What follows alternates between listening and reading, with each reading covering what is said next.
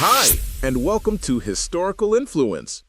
Welcome back to the Deep Dive. Today we're tackling one of the 20th century's true giants, Mustafa Kemal Atatürk. He's the founder of the modern Republic of Turkey. And our mission really is to get our heads around how, in less than 2 decades, this one man, this military officer, managed to dismantle a centuries-old theocratic empire and just build something totally new from the ruins. And build it almost overnight, a modern secular nation-state. It's this process, the Turkish revolutions, that moved with such incredible, almost brutal speed. And the controversies from that are still shaping politics today. Exactly. So for you, the goal here isn't just to get the facts, it's to grasp the sheer scale of this transformation. We're digging into the sources on the politics, the military campaigns, the radical social shifts. We want to give you those essential aha moments and a balanced view on this complete break from tradition. It's a stunning story. We'll unpack his whole journey, from an officer in a dying empire to a victorious general, and finally, to the ultimate revolutionary, the father of the Turks. To really appreciate what he did, you first have to understand the world he was born into. So this is around 1881 in Salonika. The late Ottoman Empire wasn't just in decline, it was a patient in acute organ failure. The sick man of Europe, as they called it. Precisely. You're looking at a massive, multi-ethnic, theocratic empire that was facing total collapse. There was chaos inside and outside. Foreign powers, Britain, France, Russia, were just circling, waiting to carve it up. And his early life was shaped by that, by the humiliation of an empire that couldn't defend itself anymore. His background wasn't from the old Ottoman elite either. His father was a military officer, but his mother, she came from a farming family. Right, and you can see he internalized that instability almost immediately. He starts looking for radical answers very, very early on, and that's the key point. He didn't wait. Shortly after graduating from the War Academy in 1905, he's arrested for anti-monarchist activities. So he's undermining the Sultan while he's still technically on the Sultan's payroll. Yes, that tells you everything. It tells you he believed the system was already dead. He quickly joins a revolutionary group called Motherland and Liberty. We should probably pause here, though, and stress that the Ottomans had tried to modernize before. You have the Tanzimat reforms in the 19th century. They did try, but those efforts were always piecemeal, and they often failed because powerful groups like the Janissaries would just revolt. They'd kill or intimidate any sultan who pushed too hard. So Ataturk inherited an empire that was, in a way, allergic to successful change. The sultans before him were too timid. They tried to graft Western ideas onto this old theocratic structure, and it just didn't take. He realized incremental change wasn't just a bad option, it was a death sentence. It had to be a total clean break. And there's that little detail from his youth, right? The name Kemal. Ah, yes. It means perfection or maturity. His math teacher gave it to him. Either because he was so impressed with him or just to tell him apart from another Mustafa in the class. Either way, it seems pretty predictive, doesn't it? That early nod to his competence. But before we get to the politician, you have to see the soldier, the hardened soldier. His early career is all about seeking out conflict. Take the Italo-Turkish War in Libya, or in 1911. He volunteered to go, he didn't have to. And he was commanding this tiny force, what was it, a few thousand Turks and some local Bedouins? Against an invading Italian army of 150,000 soldiers. It was a suicide mission. And just getting there was a mission in itself. Britain controlled Egypt, so he had to sneak across North Africa disguised as an Arab to even reach the front line. This is not your typical staff officer. This is a man who wanted combat experience, who wanted to be in the thick of it. But his reputation was really forged in World War I, specifically Gallipoli. Gallipoli, 1915. That's the event that turns him into a national hero, the Rock of Gallipoli. He commanded the 19th Division, and he was absolutely central to pushing back the Allied invasion. And it was his tactical genius, wasn't it? He figured out where the Allies would attack before they even landed. Correct. He moved his forces into position without orders, which was a huge risk. But it worked. They held the high ground until the Allies were eventually forced to pull out. That's the moment the Turkish public really sees him as indispensable. And his success just kept coming. In the Caucasus in 1916, he captured key cities from the Russians. In fact, some sources say he was the only Turkish general in the entire war who never lost a battle. Wow. That's an incredible record for an officer on the losing side of a world war. It is. And that vision, that strategic mind, it set him apart. By 1918, he'd already concluded the Central Powers were finished. He knew they'd lost the war, which put him directly at odds with the Ottoman command. Who were still in denial. Completely. And then the inevitable happens. The Armistice of Mudros is signed, and the Allies occupy Constantinople. The ultimate humiliation. And the final trigger, that's the crisis point. The military collapse created the chaos, and the foreign occupation gave him the moral authority he needed to launch the Turkish national movement. #3. The Turkish War of Independence and the birth of the Republic. So the revolution kicks off with what looks like, I don't know, the ultimate deep state move. In 1919, he gets sent to Anatolia as an army inspector. Right, on paper, it's just a boring bureaucratic job. But it was the perfect cover. The perfect cover. He was given huge authority, and he used it immediately to start the resistance. He lands in Samsun on May 19, 1919, and issues the Amasya Circular, which basically says the country's independence is in danger and the nation has to rise up. That's it, the official start of the Turkish War of Independence. The most brutal part of that was the war against the Greeks.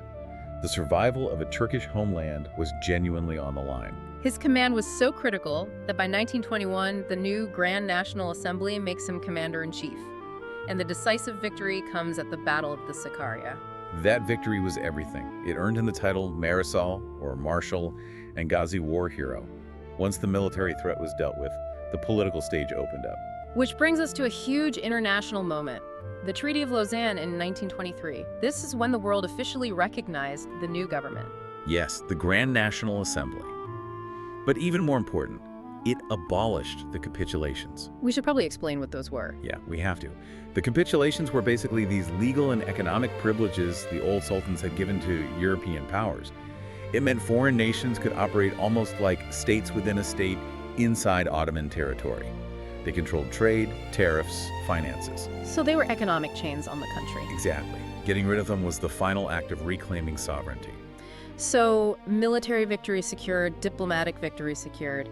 Now comes the final phase, dismantling the old system. And the speed is it's breathtaking. It's unbelievable. The whole ancient structure is just wiped out. First, the Ottoman Sultanate is abolished. November 1922. Gone. Then the Republic of Turkey is officially proclaimed October 29, 1923. And then the move that shocked the entire planet, the abolition of the Caliphate in March 1924. This wasn't just a local political change. Not at all. This sent shockwaves through the entire Muslim world. He ended a 1,300-year-old institution. He severed Turkey's state identity from its wider Islamic identity. So why do it? Why not just keep the caliph as a sort of spiritual figurehead? Because for Ataturk, it was a threat. It was a potential rallying point for monarchists, for religious leaders who might try to bring back the old ways. He needed a clean, absolute break. The Sultan was gone, and that last shadow of the old sovereign, the caliph, had to go too. Okay, so once the fighting stopped, the real battle began, the battle for Turkish identity. This is where we get to Kemalism, his ideology based on the 6 arrows. And the most powerful one, the one that defines everything, is secularism, laïcité. And we need to be clear, this wasn't a soft American-style separation of church and state. This was a strict French-style state-enforced secularism. And changes came fast. Immediately. Sharia courts abolished in 1924. Religious convents and lodges closed in 1925. And by 1935, any mention of Islam as the state religion is scrubbed from the Constitution. And the legal changes were just as dramatic. In 1926, Turkey adopts a whole new legal framework based on the Swiss Civil Code. And think about the impact of that. Overnight, polygamy is outlawed. Turkey becomes the only country in the Middle East to do that. And it establishes equal inheritance rights for men and women, which completely overturned centuries of Islamic law. This push for westernization was just relentless, especially on women's rights. The speed there is incredible. It is. Turkish women got full political rights, the right to vote and be elected in 1934. That's a decade before France, decades before parts of Switzerland. Exactly. This wasn't just progressive policy for its own sake. It was a deliberate, powerful statement that the new republic was aligning itself with the West. But I think the single most radical change, the one that really slammed the door on the past, was the alphabet revolution. Oh, absolutely. Late 1928, he just throws out the entire Perso-Arabic script and replaces it with a new Latin-based Turkish alphabet. And the timeline was just insane. The Language Commission told him it would take 5 years for the country to learn. And what did he say? He said, "We'll do it in 3 months." And he did. He would literally tour the country with a blackboard, teaching the new letters himself. The historian Bernard Lewis said this change wasn't just practical, it was pedagogical, social, and cultural. It was. It was designed to instantly cut off the new generation from their Ottoman and Islamic literary heritage and reorient their minds visually toward Europe. And it worked, in a way. Literacy rates more than doubled in about a decade. They did. It was an explicit attempt to, as he put it, cleanse the Turkish mind from its Arabic roots. And then came all the other changes: the Gregorian calendar, the international time, the metric system, and finally the surname law in 1934, which is when the assembly gave him the name Atatürk, father of the Turks. Moving on to the economy, his policy was basically statism, or strong state intervention. He had to do it, especially after the Great Depression hit. The goal was simple: build a national economy and get rid of all foreign control. You see that with the nationalizations. He took over the French tobacco monopoly and created the state company, Tekel. And he built national banks, like Bankası in the central bank, to control finance. And it paid off. I mean, for a young country coming out of decades of war, the results were pretty impressive. They were. Heavy industrial production went up by 150%. GDP per capita rose to levels that were actually comparable to Japan at the time. He also poured resources into agriculture. And then there's his foreign policy, which was just so pragmatic. It's all summed up in his motto: peace at home, peace in the world. And that pragmatism was recognized.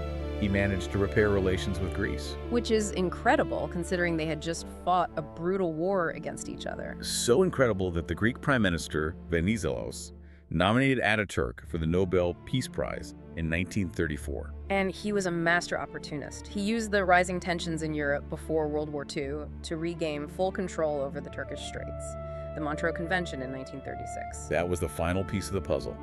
It cemented Turkey's status as a fully sovereign nation. But, okay, we have to talk about the other side of this.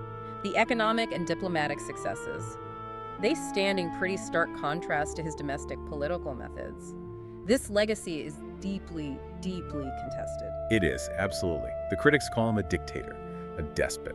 And you can't ignore the one-party rule that lasted from 1923 until 1945. It crushed all opposition. The argument from his supporters is that it was a necessary evil. Yes, that those early opposition parties just became hotbeds for monarchists and religious extremists who wanted to tear down the republic. So they called it enlightened authoritarianism, a temporary measure to drag the country into the 20th century. They point to his reliance on science and rationality. His famous quote, "The truest guide in life is science." But the critics fire back that this led to really harsh policies of forced assimilation, Turkification. The Citizens Speak Turkish campaigns, forced resettlement of minorities, all aimed at creating this single homogenous Turkish identity, which is hard to square with a purely progressive vision. And this is why the military has had such a complicated role in Turkey ever since. Exactly. They see themselves as the guardians of Kemalism, the protectors of his secular legacy. And that has led to multiple military interventions in politics over the years. His end came fairly early. He was a drinker, and he died of cirrhosis in 1938, only 57 years old. He was succeeded by Ismet Eminönü. But his memory, it's just everywhere in Turkey. Every November 10th at 9:05 in the morning, the moment of his death, the entire country just stops. Sirens wail, and everyone stands in silence for 1 minute. It's an incredible symbol of his presence. So we've seen the whole story: the abolition of the Sultanate, the Caliphate, Sharia law, the Arabic script, all in a decade.